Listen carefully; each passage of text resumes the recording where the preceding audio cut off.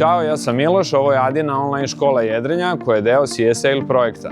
Cilj ovog serijala je da kreiramo bukvar koji će početnicima dati sigurnu i bezbednu polaznu tačku, a iskusnim jedriličarima literaturu koju se često mogu vraćati. Pa da počnemo. Tema ove lekcije je jedrenje u vetar.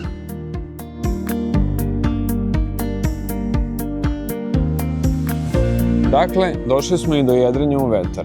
Najbitnije za jedrenje u vetar jeste da znamo odakle vetar duva. Tehnikom jedrenja u vetar služit ćemo se svaki put kada se naš cilj, odnosno destinacija, nalazi upravo u smeru odakle vetar i dolazi. Za jedrenje u vetar bitno je da znamo da nijedna jedrilica do dana današnjeg nije sagrađena tako da može da ide direktno u vetar kao na primjer motorni čamci. Jednom kada odredimo odakle vetar duva, znamo gde možemo, a gde ne možemo da se krećemo. Tehnikom jedrenja u vetar doći ćemo uspešno do naše željene destinacije. Da bismo jedrilicu pokrenuli, potrebno je da je okrenemo barem 45 stepeni od vetra i da stegnemo jedra. Na taj način punimo jedra i počinjemo da se krećemo.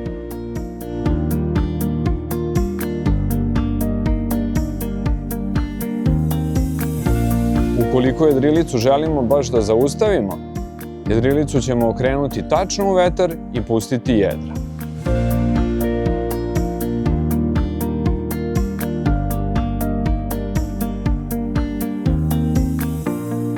Jednom kada dođemo do obale ili neke druge prepreke ili jednostavno želimo da promenimo smer kretanja, uradit ćemo manevar letanja, na engleskom jeziku tack.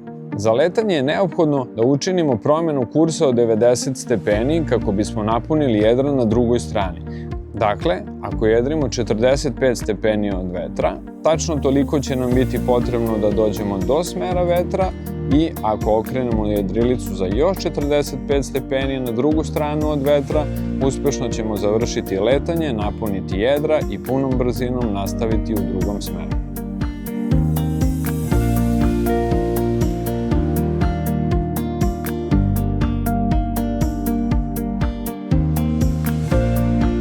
Da bismo uspešno uradili letanje, treba da gurnemo produžetak rudera od sebe, na taj način iniciramo rotaciju jedrilice, prebacimo jedra na drugu stranu, a zatim kada se jedra napune, vratimo kormilo u sredinu i zadržimo taj kurs. Između dva letanja trudimo se da držimo puna jedra i optimalan ugao ka vetru. Ipak, na osnovu našeg osjećaja mi ne možemo baš precizno da odredimo tih 45 stepeni, odnosno optimalan ugao ka vetru. Ali tu su plamenci. Plamenci se nalaze na floku, obično su različite boje kako bi razlikovali privetrinski i zavetrinski plamenac. Oni nam govore da li vetar pravilno prolazi preko našeg jedra ili stvara nepravilne turbulencije sa jedne ili druge strane. Dakle, imamo plamence koji su obično različite boje i nalaze se na suprotnim stranama jedra. Kroz ovaj prozorčić na floku ih možemo lepo videti. Znak da jedrimo punim jedrima, odnosno maksimalnom brzinom, jeste kada ovi plamenci paralelno lete, baš kao sada. U slučaju da unutrašnji plamenac, nama bliži, privetrinski, ne leti lepo, već se izdiže, pada, vrti i ako primetimo da se i blago jedro klobuči, odnosno trese, to je siguran znak da treba da opadnemo, odnosno da povećamo ugao u odnosu na vetar.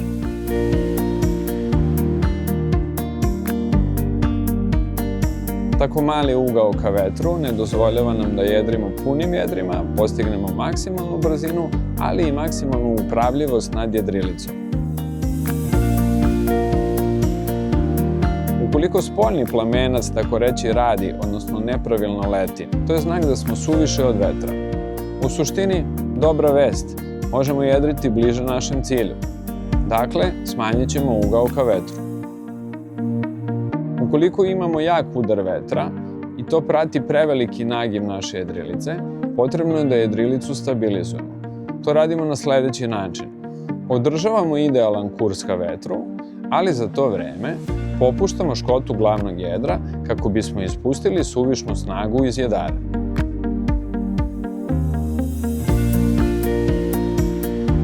Što se tiče osnove jedrenja u vetar i ove lekcije, to bi bilo to. Jedrenje u vetar je zabavno i često uzbudljivo. Činjenica da se vetar kreće ka nama i mi ka vetru jeste olakšavajuća okolnost zato što vetar osjećamo jače, pa samim tim nemamo problema da odredimo odakle vetar duva, što je, zapamtite, najbitnija stvar na jedrenju. Hvala vam na pažnji i želimo vam dobar vetar.